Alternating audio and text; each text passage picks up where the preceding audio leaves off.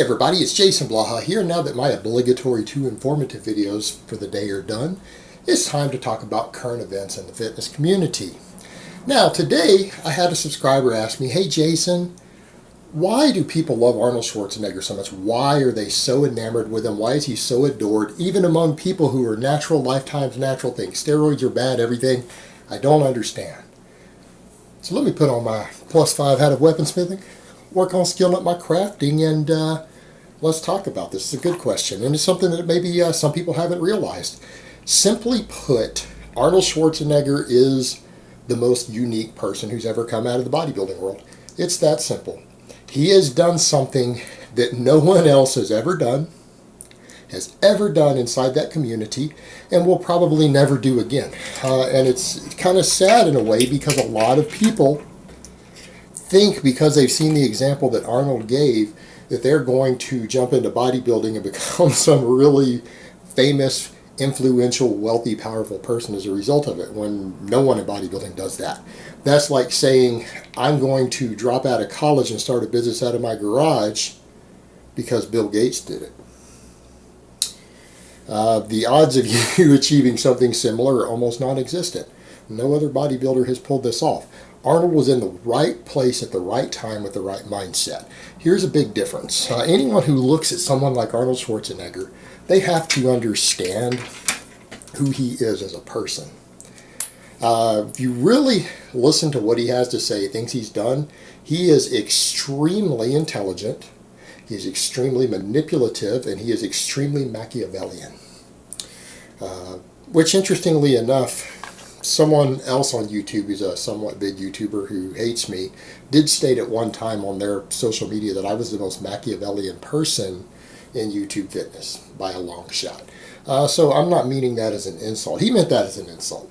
I'm not meaning that as an insult to Arnold, but he is very much a strategist, politically minded, and he had enormous ambitions. And even back when he said that was during his Pumping Iron movie, he kind of said, yeah, he joked about he had planned to be a world dictator one day.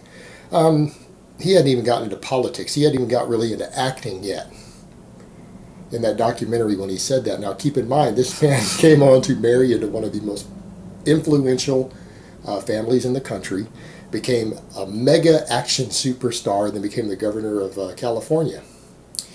Let's be realistic here. Arnold had enormous ambitions and drive that went so far beyond bodybuilding that it blows the mind. For him, it was just a stepping stone.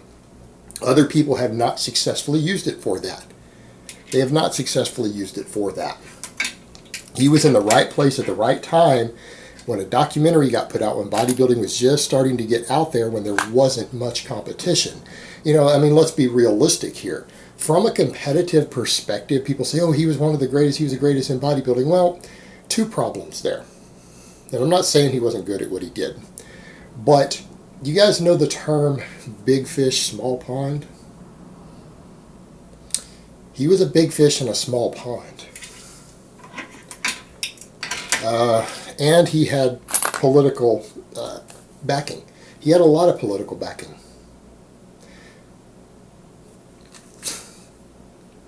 And he had a lot of political backing, and that cannot be overlooked. Bodybuilding is not a sport, all right? People need to understand that.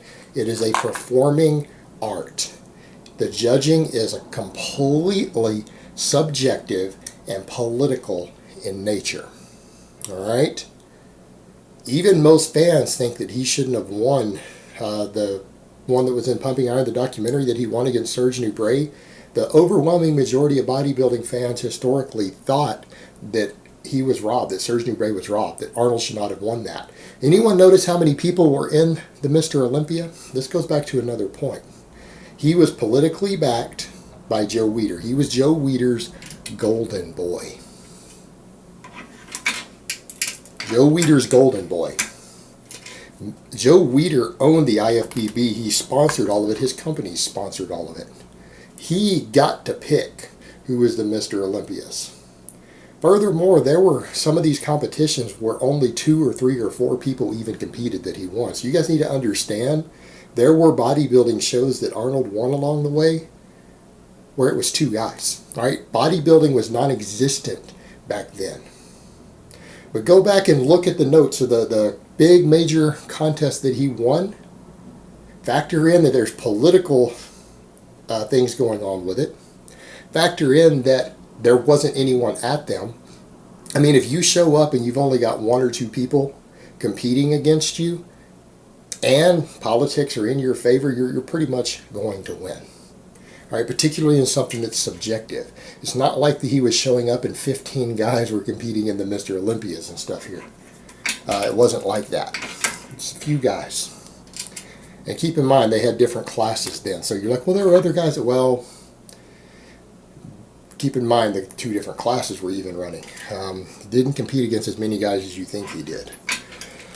But political motivations, he was driven. He was determined that this was going to help him get somewhere. And he pushed and manipulated and did whatever he had to do to climb his way to the top. Same thing, he got into acting, became a superstar. Now, that's the other thing. Why are so many people enamored with him? Why do they love Arnold? We grew up with him. We grew up with him as young men, as the macho, muscular, action hero. All right? I don't like bodybuilding. I can't stand bodybuilding. Yeah, someone on YouTube Fitness said that I can't stand bodybuilding. I think it's an abomination. As a competitive endeavor, I think it is absolutely disgusting. I can't stand it. Arnold's fucking awesome. You know why? Because to me, Arnold isn't a bodybuilder. Arnold is Conan. He's the guy in Predator. He's the guy from Total Recall. He's Commando. Alright, that's who Arnold is to me. I grew up with these movies, with him being in tons of action movies. I like Sylvester Stallone for the same reason. We grew up as young men with hyper-masculine men in these action movies being badasses. And that's a lot of us, our childhood memories. So of course people love him. It has nothing to do with his bodybuilding, and that's what people need to understand. A lot of people got into lifting purely because of guys like Arnold or Sylvester Stallone, but Arnold got a lot of young men into the gym to start lifting weights because he was their action hero. They wanted to be jacked. All right? They wanted to be jacked too. They wanted to be an action hero, superhero. It has nothing to do with his bodybuilding endeavors. His competitive bodybuilding was a stepping stone for him. So people need to understand Arnold is an exception to the rule. His bodybuilding was a minor stepping stone in his career. Yeah, it was a big deal to him. Yes, it would be considered serious in certain ways, but it was a stepping stone. He achieved things way beyond being a Mr. Olympia in more than one endeavor. He has other life accomplishments already that blow being Mr. Olympia completely out of the water. They're not even comparable. Being a star in an action movie or a dozen action movies, being the best bodybuilder in the world doesn't compete with that, financially or fame-wise. Becoming the governor of the highest population state in the United States, you understand that makes him one of the most powerful people in the world, technically. All right, those are achievements beyond that. That's really what he's known for. The lifting world, he still followed because he was the only lifter who made it into the world using bodybuilding as a stepping stone.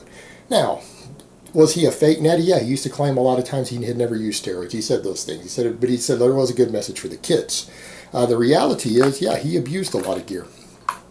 And I told a story once before from a while back, and I had told the person I wouldn't say who they were, but you know what? That person's betrayed me in their own way and they're a scumbag, so I'll go ahead and say who said it. And then it'll make sense why I didn't want to say who it was. But I said before that someone told me when they asked Arnold in person what his drug stacks looked like or how much he took, he said, I don't know, I would just pour a bunch of D-balls into my hand and just eat them. I didn't even bother to count them. Now people are like, oh, you're so full of shit. No one told you that who knew him. Actually, it was Lobliner. Now it makes sense why I didn't repeat his name. He told me that in confidence to say, but, don't repeat that. Don't put my name on that. Don't put my name on that. Well, Mark's told some things that I didn't want told that got around to someone else that caused me some problems later. So Turnabout's fair play. So yeah, Arnold told that to Lobliner, and Lobliner told that to me. So yeah, I mean, he abused gear.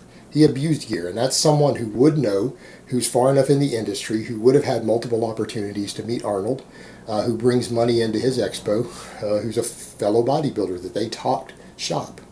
That's someone who would actually have access to a conversation like that, who then told that to me. And the reason I never revealed their name is they asked me not to, and I was trying to be cool about it. But yeah, the reality is Arnold abused a lot of gear. Absolutely abused a lot of gear. But the fact of the matter is the fake natty thing really doesn't matter in the grand scheme of things, because he's so famous and so influential in other areas that his bodybuilding endeavors really don't mean shit. They really don't matter. And they honestly, quite frankly, are pretty minor. When you look at the number of people who were competing in bodybuilding back then and the fact that he was already selected to win, they really aren't that big of a deal. It was just a stepping stone for him. Nothing more. And Arnold has always been extremely ambitious and political. In interviews with him and things of his whole life, he's thought in that manner his entire life. He has always been Machiavellian. He's always had political and power ambitions. That's just who the guy is. And you know what? He was extremely successful at that, and he used bodybuilding as a little stepping stone. So at the end of the day, no one really gives a shit that he was a fake natty or used gear. Doesn't matter. Alright guys, but that's really all I have to say on that today. I hope it's been informative, and I will talk to you guys next time.